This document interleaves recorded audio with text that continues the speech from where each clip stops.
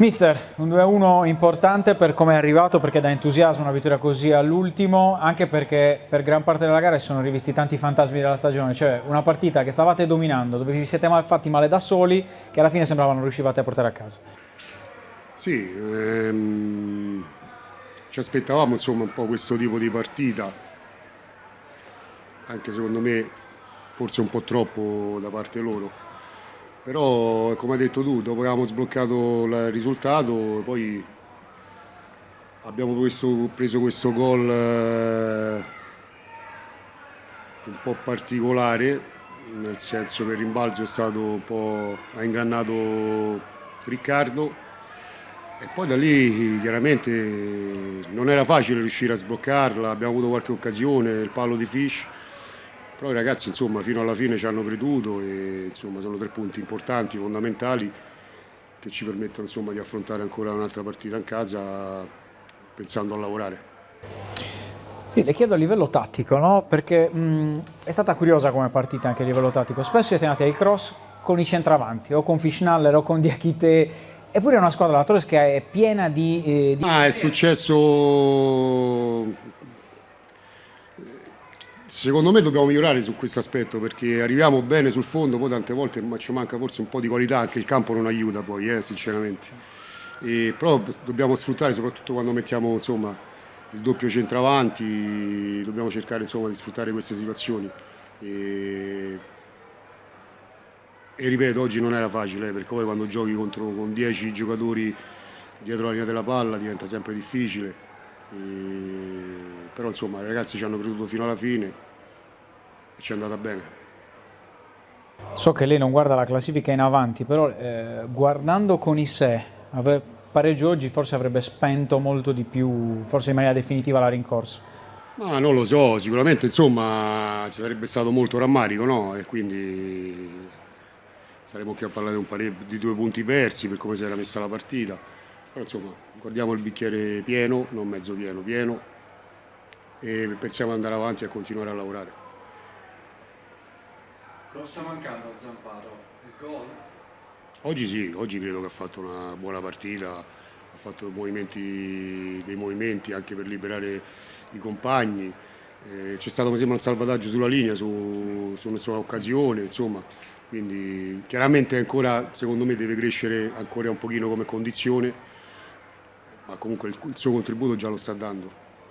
Sì, le chiedo quanto la soddisfa questa vittoria, al di là per come è arrivata in generale, perché forse è anche uno step di maturità, la sua squadra in altre occasioni. Partite, insomma, che vincere in questo modo poi ti danno ancora fiducia, ti danno voglia insomma, di continuare, di rimanere lì attaccati al carro fino alla fine. Poi ripeto, ogni partita adesso sarà sempre più difficile perché poi insomma si incontreranno anche squadre che si accontentano anche del punto, giustamente, perché poi quando ci sono squadre che devono pensare insomma alla salvezza si possono incontrare questo tipo di partite. Però ripeto, noi andiamo avanti, continuiamo a lavorare e pensiamo già a domenica prossima che sarà un'altra partita difficile sicuramente. Mister, quel rigore all'ultimo secondo aveva un po' un senso di giustizia fatta in questa partita. Ci credeva lei. Sì, ma fino alla fine insomma anche i ragazzi ci hanno creduto, quindi certe partite vanno anche così, se bisogna, io ho detto possiamo fare gol anche al 95esimo, rimaniamo tranquilli, calmi, pensiamo a giocare, non ci nervosiamo. Quindi i ragazzi hanno fatto questo e siamo stati premiati. No, ma guarda, ti dico la verità, adesso i dubbi ci sono fino alla fine, fortunatamente, quindi ci sarà sicuramente occasione, ma tranquillamente dove giocherà dall'inizio, però ripeto, non è facile adesso insomma, schierare soprattutto lì davanti, no? schierare, avere delle certezze durante la settimana, si prova, si riprova e fortunatamente ho i dubbi fino al sabato. Mister, ultimissimo, mercato, l'altro giorno ha detto che per lei è a posto così, mancano di fatto 24 ore, un pochino di più di 24 ore alla fine del mercato, sente che ha bisogno di qualcosa? No, Perché aveva detto anche forse qualcosina in difesa. se c'è l'occasione, insomma, secondo me qualcosina dietro si potrebbe fare, poi però senza assilli o problemi. Quindi su questo sta lavorando il direttore, quindi aspettiamo. Adama, raccontaci quei momenti del rigore e soprattutto rivivendo un po' i gol stagionali, sempre centellinati, sempre importantissimi per la Torres. Infatti, mi devo scusare un po' per la voce perché sono rimasto senza voce dagli ultimi minuti di partita. Veramente è stata un'emozione bellissima, ancora di più perché è stato un gol pesantissimo, un altro gol pesantissimo che vale i 3 punti. Oggi sarebbe stato un peccato uscire dal campo senza l'intera posta in palio, per quello che abbiamo messo in campo, per le occasioni che abbiamo creato e per come si è presentato anche il Sestri, perché veramente non era facile giocare contro una squadra che stava in 10-11 uomini dietro la linea di centrocampo, quindi bravi noi a crederci fino alla fine e ci godiamo questo bel weekend con i 3 punti aspettando lo scontro diretto che c'è oggi. Sì, ti chiedo un po' del feeling in attacco perché un po' strano, no? Nelle ultime settimane state facendo tanto lavoro sporco, sei andato anche tu un paio di volte al cross, Fischnaller sta giocando ovunque, quasi terzino anche durante la gara, lui è abituato, è uno che svaria tanto, però poi manca a volte, anche quando giocate con tanti centravanti, un po' di peso nell'area di rigore. Oggi sono arrivati 2 gol da fermo, un rigore e un calcio d'angolo, un gol su calcio d'angolo. Secondo te è una questione di feeling, è una questione di tattica? Cioè, cosa manca a questa squadra? Quando trova squadre chiuse fatica in movimento a creare grandi occasioni. No, non è facile, quando trovi una squadra comunque che si chiude in 9-10 uomini lì davanti all'area di rigore non è facile. L'unica cosa che si può fare è andare più sugli esterni. Noi comunque abbiamo tanti esterni di gamba, quindi la cosa un po' più semplice da fare è andare sull'esterno, mettere queste palle in mezzo. Poi è normale, a volte l'attaccante la butta dentro, a volte no, però oggi abbiamo fatto il massimo di quello che potevamo fare. Ci sono stati tanti cross, tante volte non abbiamo chiuso, però ripeto, non è mai facile giocare contro queste squadre che si chiudono tutte lì e bravi noi a crederci fino alla fine. Greco ha detto, ovviamente ha confermato che tu sei il rigorista della squadra, ti è passato qualcosa in mente prima di calciarlo perché in altre occasioni magari non eri stato così decisivo nel finale, non è la prima volta che ti capita un rigore importantissimo nei minuti finali, sei uno che ne ha sbagliati pochissimi, però arrivavi da qualche rigore magari non perfetto. No, l'unica volta che ho sbagliato è stata la volta scorsa, però non mi è passato in mente niente. In quel momento ho visto Manuel che aveva la palla in mano, gli ho chiesto per un attimo se voleva calciare lui, mi ha detto se te la senti calci tu e ho preso il pallone. Non mi piace neanche litigare col compagno per chi vuole battere il rigore, quindi ho fatto questa domanda, però così come ha detto il mister i rigori li calcio io e oggi me la sentivo come sempre e l'ho voluto calciare. Vedi tutta la pressione psicologica di uno stadio intero, tutti col fiato sospeso un secondo dalla fine. Sì, questo fa parte del gioco, è normale. Le partite sono, da adesso in poi soprattutto, saranno tutte tra virgolette pesanti, ci saranno punti pesanti in palio. Diciamo, il rigore dopo l'ultimo soprattutto che avevo sbagliato non era facile psicologicamente, però me la sentivo come sempre, sono andato convinto. Lo dedichi a qualcuno, solo alla famiglia in generale? No, sono contentissimo solo per la squadra comunque che meritava questi 3 punti. venivamo da un pareggio, secondo me, un po' con una prestazione un po' sotto le nostre aspettative, dal punto di vista insomma caratteriale. Potevamo far meglio a Pineto, quindi oggi era importantissimo tornare alla vittoria, l'abbiamo fatto e veramente sono felice per il gruppo, per l'ambiente, e continuiamo con la fiducia ad andare avanti. Mister, partiamo dalla fine. Avevate provato a giocare questa partita molto chiusi, avete sfruttato le occasioni poche che la Torres vi ha concesso, però con abilità. Vi condanna il rigore finale, in generale che bilancio trae da questa gara? Sì, visto che partiamo da qua, ci condanna un rigore inesistente nel finale, perché le immagini sono impietose verso di noi, nel senso che il rigore non c'è. Ed è la terza partita di fila che al 90° ci condannano episodi evidenti. È successo una settimana fa col gol di clemenza regolare, che ci è stata annullata al minuto 84.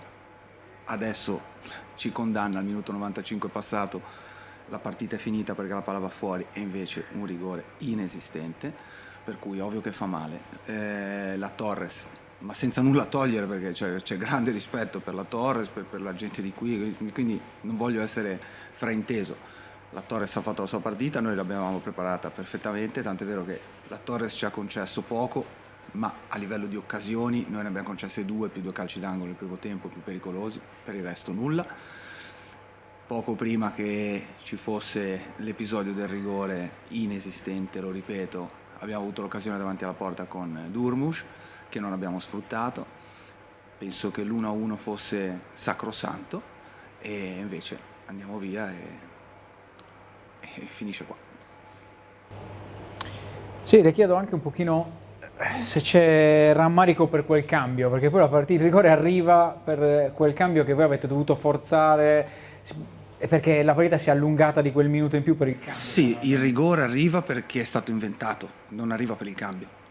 Il rigore arriva perché è stato inventato, quindi il cambio è stato necessario perché il giocatore stava male, aveva i crampi e mi ha chiesto di uscire perché non stava più in piedi. Però il rigore è stato inventato, quindi potevamo giocare anche altri 10 minuti e 20 minuti, la palla non entrava.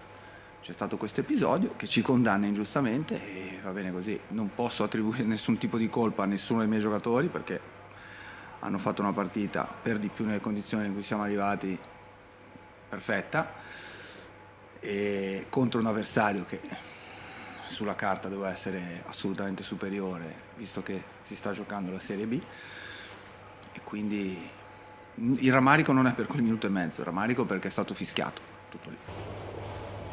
E le faccio un'ultima domanda su Goglino. Come mai non ha giocato? Non sta bene o scelte tecniche? No, Goglino sta bene, non era una partita per come si era messa per lui, altre caratteristiche. Per noi è importantissimo come giocatore, siamo felicissimi di lui, ha fatto vedere quando ha giocato di essere veramente pericoloso, e poi è un professionista perfetto, però non era una partita per chi ha le sue caratteristiche, era una partita di lotta e di ripartenze sugli spazi, quindi sarebbe stato penalizzato, quindi non mi è sembrato giusto utilizzarlo. Amici di Directa Sport, benvenuti al campo principale di Latte Dolce, arena designata per Sassari Latte Dolce Sarnese, gara valida per la 22esima giornata del campionato di Serie D per quanto riguarda il girone G.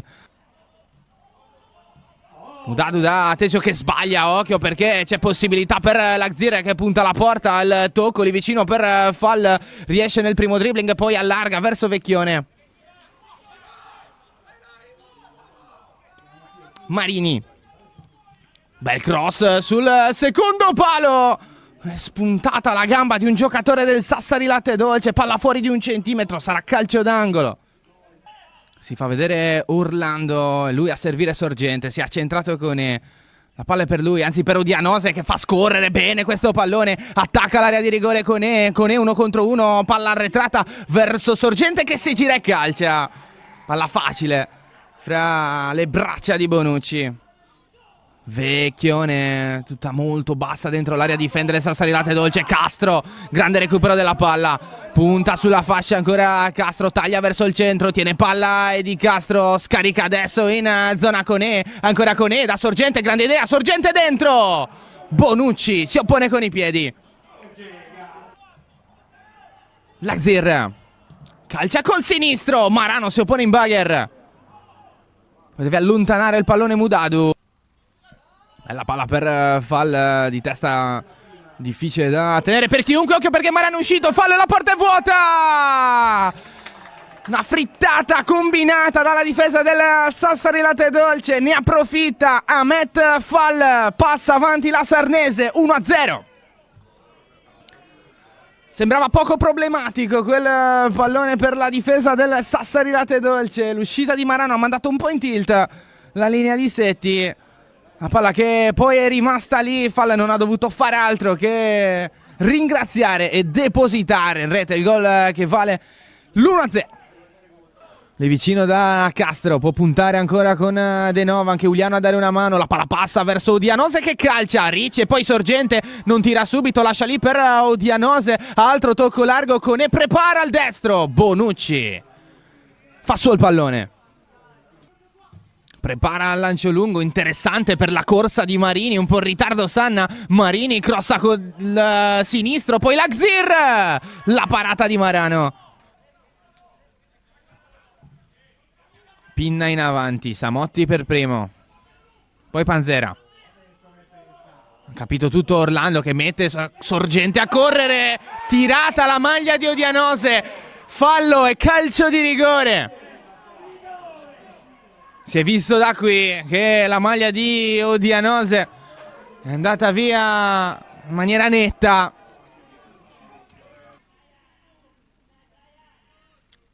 Parte Odianose, la parata di Bonucci. Si resta 1-0. Costretto però ad inseguire quella palla. Tentativo di cross, è una finta. Passa ancora, mette dentro il pallone, poi Mudado ad alimentare. 2 volte Bonucci.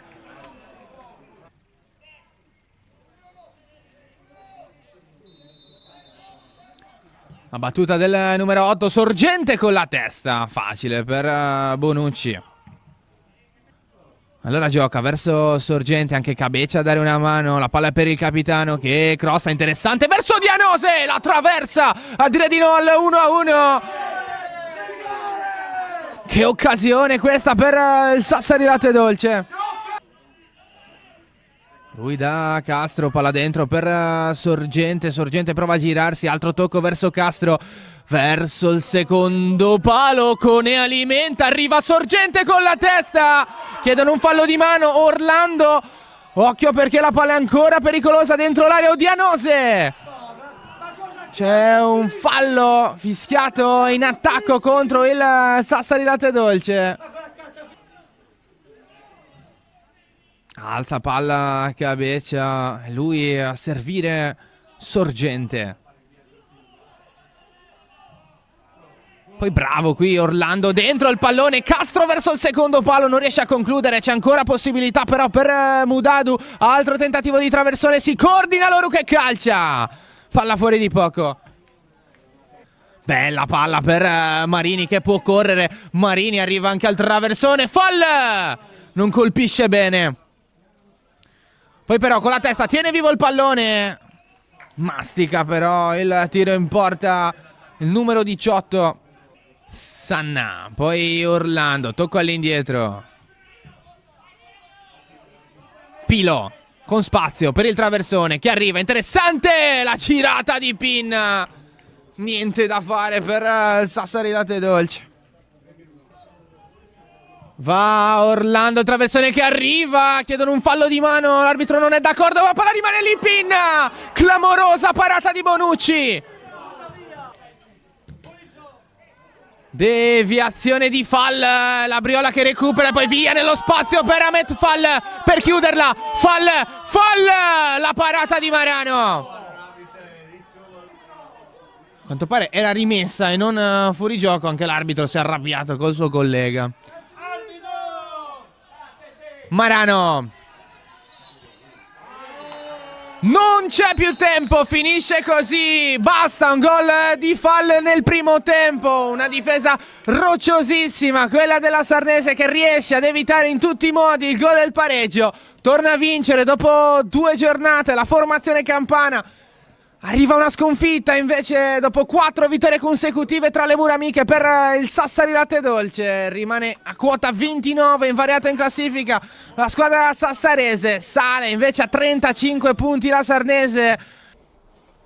Mister, un KO che lascia un po' di rammarico, perché se si pensa al rigore sbagliato, alle tante occasioni che avete avuto, e soprattutto nel finale con la doppia chance di Riccardo Pinna, e per come avete condotto la gara, lascia un po' di rammarico questo KO. Sì, è un risultato più che bugiardo, perché comunque la prestazione è stata di alto livello. Abbiamo praticamente fatto tutto noi, dal gol loro fino agli errori, insomma, in fase realizzativa, però ci portiamo a casa un'ottima prestazione dei ragazzi. Oggi, a differenza magari di domenica scorsa, hanno dato tutto, anzi forse anche di più, e quindi teniamo quello. Penso che quest'anno questa sia la prestazione migliore che abbiamo fatto. Abbiamo veramente gestito la gara e abbiamo spostato la palla velocemente da un settore all'altro, insomma abbiamo trovato tante soluzioni. Peccato, alle volte il calcio è spietato perché crei tanto e poi alla fine non riesci a realizzare niente, però ai ragazzi veramente oggi dobbiamo solo fare un applauso, insomma, e congratularci con loro, perché comunque non hanno mollato fino all'ultimo. Ecco, forse oggi la partita avete incassato una sconfitta con la stessa arma con cui solitamente vincete voi, perché la Sarnese l'ha giocata lasciandovi il possesso del pallone, chiudendovi gli spazi per ripartire. Può essere questa forse la chiave che vi ha creato un po' di problemi oggi? Ma allora, la Sarnese è una squadra che anche domenica scorsa, sebbene abbia perso 3-0 comunque in casa, è una squadra che gestisce il gioco.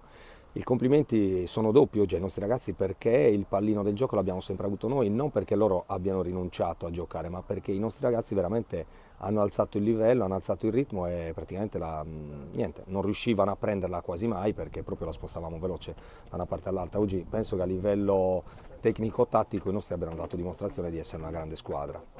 Ecco, comunque guardando la classifica va dato merito, comunque la Dolce sta facendo un campionato importante. Ecco, è più magari l'ambizione di voler provare a inseguire un sogno, magari che può essere quello di posizionarsi in zona playoff, oppure più la premura del guardarsi dietro, perché comunque dietro iniziano a spingere un po' le altre squadre? Ma diciamo che è un mix delle due cose. Noi come staff, come società e come gruppo ragazzi, gruppo squadra siamo ambiziosi, ce lo siamo detti dall'inizio dell'anno, non ci mettiamo limiti, vogliamo fare il meglio possibile. È ovvio che da sotto stanno correndo e quindi dobbiamo riprendere la nostra corsa il prima possibile anche noi, ma non ci deve essere paura quando va in campo, non ci deve essere una squadra che gestisce per poter, insomma, fare il punticino.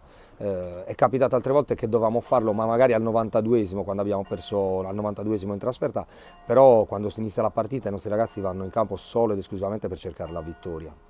Ecco, una domanda mista provocazione, perché comunque mister, in casa siete una tra le migliori squadre del campionato fino a questa giornata insieme al Cassino. Ecco, è stata rotta la magia di casa, ora forse magari è il momento di sfatare il tabù da trasferta.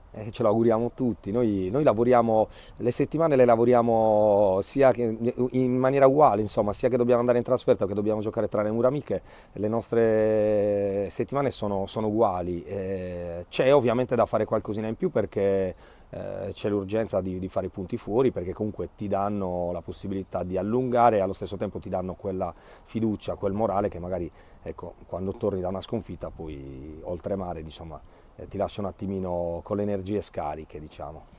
Ecco, quello che le chiedo, giusto per capire, anche perché comunque è un po' paradossale questa differenza di rendimento tra casa e fuori, secondo lei cosa manca in trasferta? È una questione magari più di come le varie squadre giocano in casa, di una sorta di identità, oppure magari, mi passi il termine, la paura ad essere più propositivi, perché nell'ultima fuoricasa forse siete stati un po' rinunciatari, può essere questa magari la chiave per...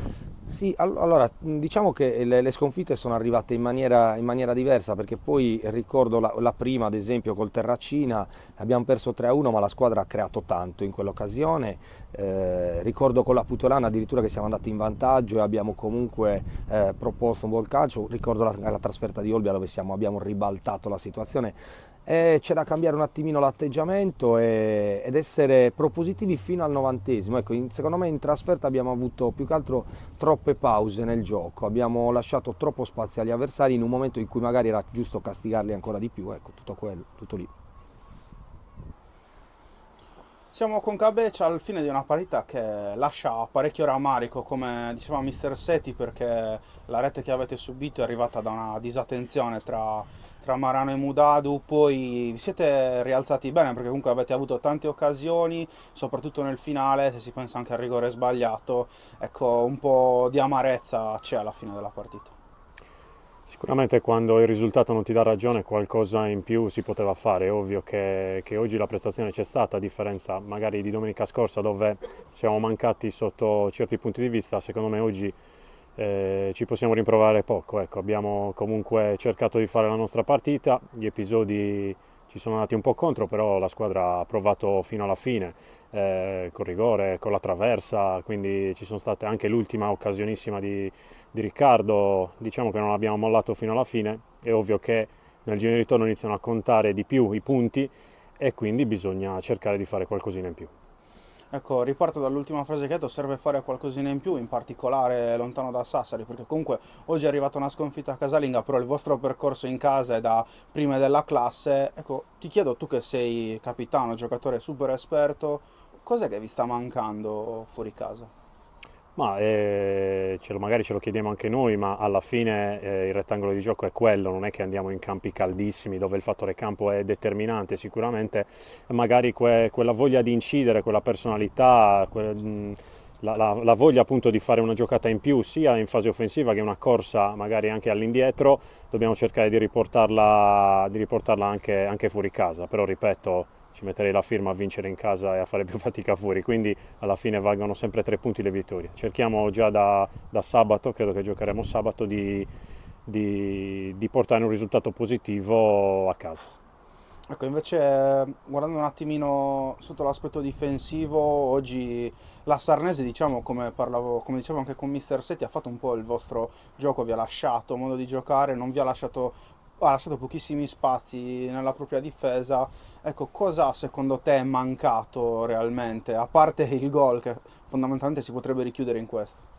Mi è sembrata che oggi abbiamo avuto, diciamo, il pallino del gioco, il possesso palla magari più noi. La Sarnese è una squadra che gioca, quindi sicuramente noi la rispettavamo, ma anche viceversa. Noi abbiamo sempre cercato di impostare, ripeto, abbiamo creato, perché alla fine se crei delle occasioni del genere non è sempre facile creare 3-4 occasioni da gol anche contro una squadra forte come la Sarnese. Quindi ripeto, è mancato quel guizzo, quel pizzico di fortuna, tante cose. Quando non si segna e quando si perde 1-0 qualcosa, ripeto, è mancato, però oggi la prestazione di sicuro quella non è mancata.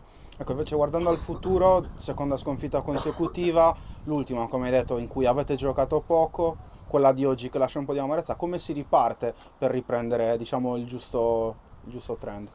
Abbiamo avuto periodi dove abbiamo fatto anche 2 o 3 vittorie di fila, periodi dove abbiamo anche perso 3 partite consecutive, quindi questa è una squadra magari che vive un po' di alti e bassi. Ecco, all'inizio dell'anno pareggiavamo tanto, è ovvio che muovere la classifica, che sia un punto, che siano 3, ripeto, è fondamentale, soprattutto negli scontri diretti. Quindi se la prestazione è questa, il rammarico è solo il risultato, non è poco, ma da lì si può lavorare. Quindi secondo me bisogna riportare la prestazione di oggi e cercare ovviamente di portare gli episodi dalla nostra parte. Ecco.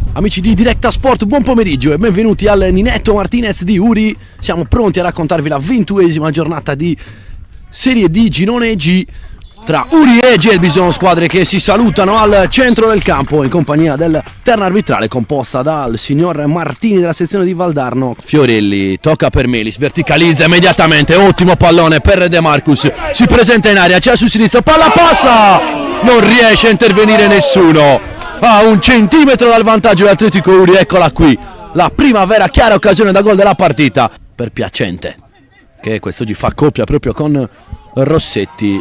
E Capitan Fadda agisce da terzino, riceve palla proprio in questo momento il numero 3, lascia partire il cross col mancino, la palla passa, anticipa a tutti Dechenko e porta in vantaggio l'Atletico Uri, decisivo il numero 9 che sbuca sul primo palo, anticipa il portiere e fa 1-0, grande azione con Capitan Fadda che si è proiettato in avanti, grande intesa col bomber con la maglia numero 9, Dechenko. Va tutto il cross in direzione proprio del colpo di testa di Pitarresi che la mette dentro, a colpo sicuro riesce lo schema della Gelbison. Mancino pennellato alla perfezione da Salzano e trova l'altro centrocampista centrale che ha staccato di testa Pitarresi e ha siglato così il gol dell'1-1. Ultimo minuto di recupero in arrivo. Stacca Croce, la palla passa in qualche modo da solo davanti al portiere, provvidenziale Bartoletto, la bandierina era rimasta giù, bravissimo il numero 1 dell'Atletico Uri a rimanere in piedi fino all'ultimo. Lancia a cercare Fadda, prolunga di testa, il pallone rimane ancora in possesso del capitano dell'Uri. Si torna da Melis che è costretto a crossare, sta per finire il primo tempo, il pallone passa, interviene Coscia, ancora Scanu, prova a alimentare molto bene, gran pallone, il cross passa e c'è il gol, la doppietta di Dechenko proprio in chiusura di primo tempo. Che azione, un'invenzione di Luigi Scanu e poi altro cross basso e ancora una volta bomber Dechenko e fa 2-1 in chiusura di primo tempo. Grandissima Atletico Uri che ci crede fino alla fine, va a puntare, allarga tutto per Coscia, entra in aria, ce l'ha sul destro, Coscia lascia partire il destro, c'è stata una deviazione, sarà calcio d'angolo. Riceve di prima smista immediatamente per Coscia, lascia partire il cross, secondo palo, colpisce Oliveira di testa, la palla passa e c'è il pareggio della Gelbison. Cross di Coscia e colpo di testa di Oliveira sul secondo palo, ha pareggiato la Gelbison. Al minuto 7 del secondo tempo siamo 2-2 al Ninetto Martinez. Fischia il direttore di gara, parte Scanu, lascia partire il cross e direttamente un tiro, stava per sorprendere a Pistis che con un colpo di Reni devia in corner.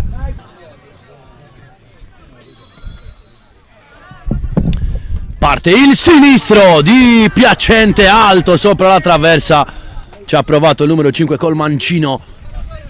Si combatte nei pressi della linea con Kosovan che tocca il primo pallone, ma c'è Scanu che crossa direttamente verso De Marcus, il pallone rimane di Dechenko, la mette in mezzo, ancora Scanu, altro tentativo, il pallone che supera tutto lo specchio della porta e poi termina fuori. Altra occasione per l'Atletico Uri che preme e ha anche un uomo in più.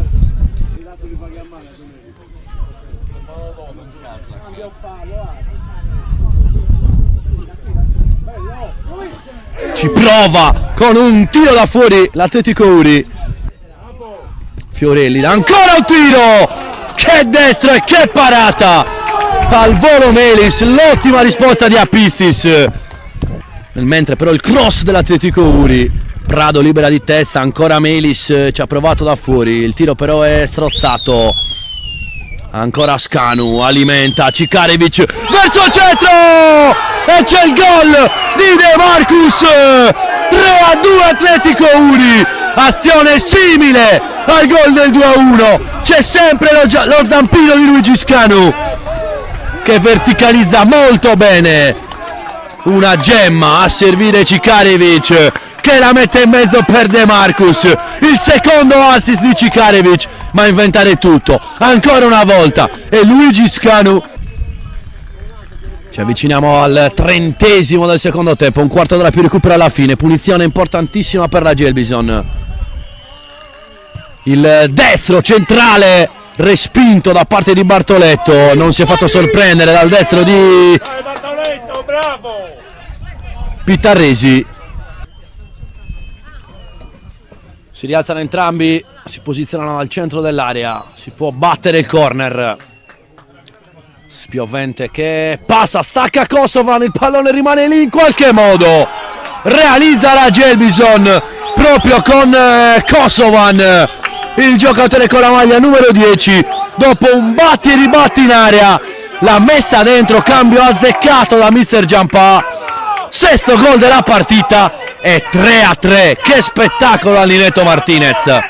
E la Gelbison che non muore mai, 3 gol rimontati all'Atletico Uri. Battuto il corner verso il cuore dell'area, sacca di testa, palo interno, effetto ottico del gol, il pallone non è entrato. Battere questo calcio di punizione, si fa vedere animo buono ma non riceve, stacca Decenco, il pallone passa, De Marcus, il pallone verso Luigi Scanu che non è riuscito a gonfiare la rete, ma si è alzata la bandierina. Campanile che rimbalza, il pallone è giocabile per un giocatore Atletico Uri, niente da fare, perché questa era l'ultima azione del match. Termina Atletico Uri contro Gelbison col punteggio di 3-3, partita spettacolare che ha regalato 3 gol per tempo, 2-1 si è chiusa la prima frazione e 3-3 il punteggio finale, con l'Atletico Uri che si è vista rimontare per ben 3 volte.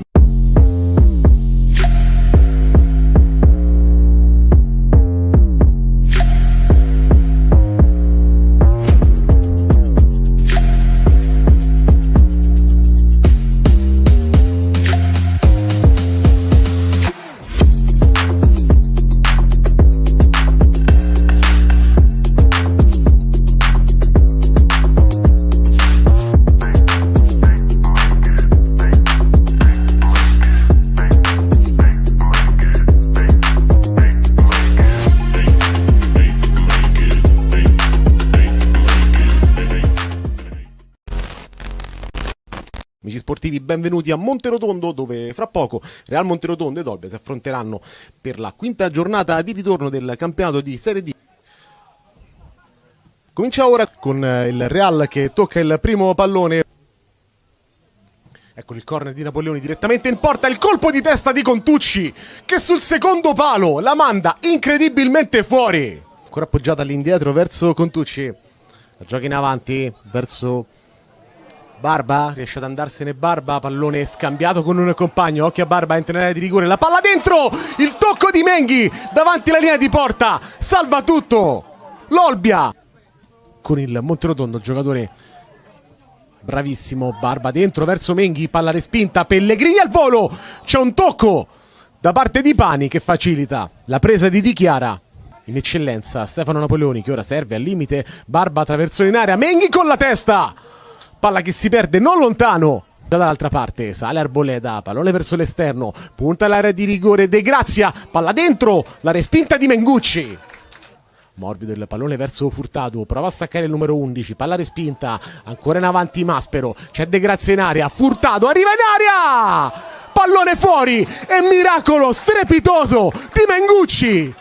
Di passo, palla verso Barba, ottimo il dribbling, traversone in area verso Menghi, 1-0, la sblocca lui, ma la gioia dura, il tempo di un'alzata di braccia al cielo, era partito in posizione irregolare Matteo Menghi, 2 clamorose occasioni per loro e ora il pallone perso sulla pressione di Arboleda, riparte della Salandra, 4 contro 1, della Salandra tira addirittura da fuori.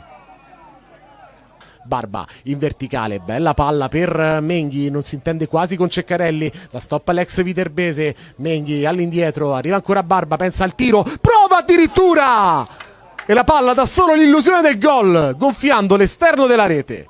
Napoleoni in cabina di regia cerca un'idea, prova la palla verticale verso Barba che la cattura in un secondo momento, libera Menghi, Menghi a tu per tu, va sul destro, Menghi, il pallone sul palo e poi Pellegrini, la sfera non entra, ancora Menghi in terza battuta, non riesce a trovare il gol, si salva in maniera incredibile l'Olbia. Si è fatta più pericolosa la squadra di Semaria che ora batte il corner Maspero, la devia Mengucci, la intercetta gli a centro area Arboleda, poi il pallone all'indietro e il tiro da fuori. Intercetta a centrocampo Marroni, ma ormai siamo all'imbrunire di questa Real Monterotondo Olbia, finisce 0-0. Mister, un punto che fa classifica, che cosa ne pensa della prestazione? Sì, un punto importante per muovere un po' la classifica, abbiamo guadagnato un punto, siamo alla stessa distanza da loro, volevamo raggiungerli ma purtroppo oggi non è successo. Il primo tempo non abbiamo fatto benissimo, poi nel secondo tempo ci siamo ripresi, la squadra ha cominciato a giocare a calcio, abbiamo creato qualche occasione, va bene così per oggi. Era una squadra che giocava, come detto prima della partita, una squadra che giocava a calcio, che non buttava mai via la palla, ci ha messo un pochettino di difficoltà nel primo tempo e nel secondo tempo abbiamo preso le misure e poi è stata una partita alla pari. Che cosa non ha funzionato rispetto al primo tempo di domenica scorsa? Eravamo lenti, abbiamo sbagliato tantissimi passaggi, abbiamo sbagliato a volte le uscite nella marcatura per fare pressione o pressing e questo abbiamo corretto un po' nel secondo tempo e quindi quella è stata la differenza tra il primo tempo di Olbia e il primo tempo di oggi. Mentale o fisico? Ma non penso mentale, era soltanto la tempistica, il modo di leggere la traiettoria della palla, il tempo del pallone, il tempo di andare a fare pressione, a fare il pressing, questo è mancato, non era una cosa mentale né fisica, è soltanto saper leggere quei momenti lì. Comunque si è visto un Olbia che non ha perso e quindi 6 mesi fa probabilmente un punto a casa non l'avremmo portato. Assolutamente, oggi abbiamo una squadra, siamo una squadra concreta, siamo una squadra che vuole uscire da questa situazione complicata che ci troviamo, una squadra che è consapevole delle proprie forze e questo è importantissimo per andare avanti. Abbiamo tanto carattere, la squadra non molla mai e questo è importante sottolineare. Buon pomeriggio dallo stadio Salvatore Zicchina di La Maddalena, dove avrà luogo tra qualche minuto la partita tra Ilva Maddalena e Cinzia Albalonga, valevole per la 22esima giornata di campionato di Serie D Girone G. Nestor Martinoli sfrutta lo schieramento offensivo dei suoi compagni, lancia un buon pallone in direzione dei suoi avanti e poi c'è Attili che ci prova da fuori e la prima conclusione della partita arriva all'8° minuto. Le due squadre, adesso è Glino su Bolo di prima intenzione, bella giocata di Dominguez su Bolo, molto bella, pallone in mezzo, ancora Dominguez, interessante, molto interessante questa manovra dell'Ilva. Il capitano, il 94 Pasqualoni e il 99 Luca Manca, giocatore sardo che ripeto con trascorsi nell'Olbia e nell'Arzachena, e Pasqualoni che fa spiovere il pallone in aria, buona questa parabola, giocata interessante, c'è un clamoroso palo colpito da Pasquale, clamoroso palo da Pasquale, e poi attenzione, fuori gioco di Ingretolli. Attili è più pronto di tutti, poi bene Dessena, attenzione a spazio Bolo, bel lancio di Bolo in area, no! Aloia, un velo di Aloia non tira, Aloia aveva la palla secondo me per concludere, mi ha dato l'impressione di fare un velo, Aloia è costretto a arretrare, anche se da questa parte c'è Vitelli che solo da lungo tempo lo vede Martinoli ed è Vitelli adesso che può giocare su Lobrano si fa anticipare da Gavazzini, attenzione a questa azione col pallone su Ingretolli, grande tiro di Ingretolli dal limite, ma qua Ingretolli aveva due uomini soli accanto, 0-4, quindi un under per un under, un senior per un senior, ed è proprio il senior Bensaia su questo pallone, ecco qua che fa spiovere il pallone in area, attenzione, rete ha segnato Ingretolli, di testa. Mi è sembrato Ingretolli che è il giocatore che tutti lo festeggiano. Il nuovo entrato, appena entrato dopo un secondo in campo, Bensai ha servito un assist, quindi in vantaggio al 15esima ripresa dovrebbe essere Ingretolli. È strano il piazzamento della formazione giallo-blu, comunque ci prova Dominguez. Attenzione, pallone di testa, rete! Ha segnato l'Ilva Maddalena, viene annullato per fuorigioco il gol di Martinoli al 30esimo con Martinoli, ora al 36esimo l'espulsione di Dominguez. Tutta davanti alla squadra di casa e ci prova con questo tentativo di De Sena, credo, pallone che termina a fondo campo. Sul pallone manca, possiamo definire una bestia nera. L'Ilva Maddalena ci ha battuto con un sacco di squadre, ecco, manca al limite dell'area, pallone in mezzo, Ingretolli, intervento miracoloso di Martinoli. Chitocangio prende palla, la gioca e riesce a girarsi, poi la cede in area su Attili, ma Attili non può arrivare sul pallone che termina fuori. Triplice fischia, 50-56. Ilva Maddalena ancora più inguaiata di quanto non fosse alle 14 questo pomeriggio. Alle 15:51 di questo pomeriggio l'Ilva incamera un'altra sconfitta casalinga. Ilva Maddalena 0, Cinzia Alba Longa 1.